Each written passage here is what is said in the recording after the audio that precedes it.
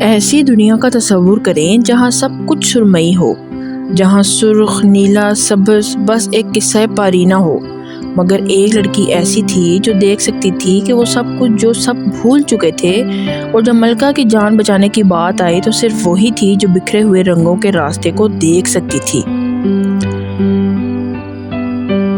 اگر آپ کو یہ کہانی پسند آ رہی ہے تو چینل ٹائمز امیجینیشن کو ابھی سبسکرائب کریں تاکہ آپ کو ایسی ہی مزید جادوئی کہانیوں سے آپ محفوظ ہو سکیں۔ لائرا ایک سکرائب تھی۔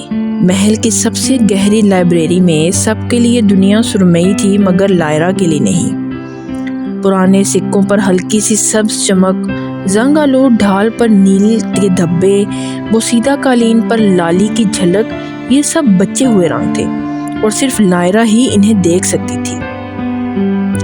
ایک دن ملکہ بیمار پڑ گئی۔ وہ دن بدن پھیکی پڑتی گئی، جیسے ان کی جان ہی بے رنگ ہو رہی ہو۔ درباری ڈاکٹر بے بس تھے۔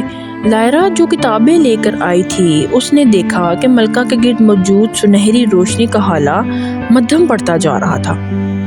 اس رات لائرا نے اپنے پرزم اٹھایا اور اسے ایک پرانی شاہی تصویر پر رکھا۔ پرزم کے ذریعے دیکھتے ہی بچے ہوئے رنگ تیز ہو گئے۔ تصویر میں ایک راستہ نظر آیا، ایک ایسا راستہ جو رنگوں کے ہلکے نشانات سے بنا تھا۔ لائرا نے فیصلہ کیا کہ وہ اپنے پرزم کو ٹارچ کی طرح استعمال کرتے ہوئے محل کے خفیہ راستوں میں اترتی گئی۔ وہ ایک سبز نشان کی پیروی کرتی رہی جو ایک پتھر پر تھا، پھر ایک زرد دبے کی جو خفیہ دروازے پر تھا۔ راستہ مشکل تھا، ڈراؤنا تھا، مگر لائرا نہیں ڈری۔ آخر کار وہ ایک چھپی ہوئی جگہ پر پہنچی، ایک رنگین باغ۔ یہاں گھاس سبز تھی، پھول سرخ اور نیلے تھے، ہوا میں رنگ تیر رہے تھے۔ یہ جگہ خالص رنگوں سے بھری پڑی تھی۔ باغ کے درمیان ایک عظیم پرزم زمین سے اگا ہوا تھا جو ہر طرف روشنی کے رنگ پھیلا رہا تھا۔ لائرا نے سمجھ لیا یہی وہ اصل منبع ہے جہاں سے رنگ پھوٹتے ہیں۔ زمانے میں کہیں یہ راستہ بند ہو گیا تھا اور رنگ مرنا شروع ہو گئے تھے۔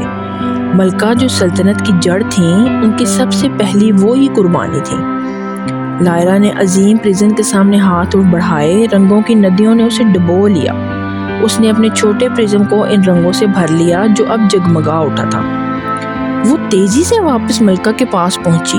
سب کے سامنے اس نے اپنا چمکتا ہوا پرزم ملکہ کے اوپر رکھ دیا۔ رنگوں کی ایک دھار نکل کر ملکہ میں سما گئی، اور پھر ہوا وہ معجزہ۔ ملکہ کے گالوں پر گلابوں کی لالی واپس آ گئی، ان کے ہونٹوں پر مسکراہٹ کی سرخیاں، ان کی آنکھوں میں زندگی کی چمک۔ ملکہ صحت یاب ہو گئی۔ اس دن کے بعد لائرا صرف ایک سکرائب نہیں رہی تھی، وہ سلطنت کی پہلی رنگوں کی محافظ بن گئی۔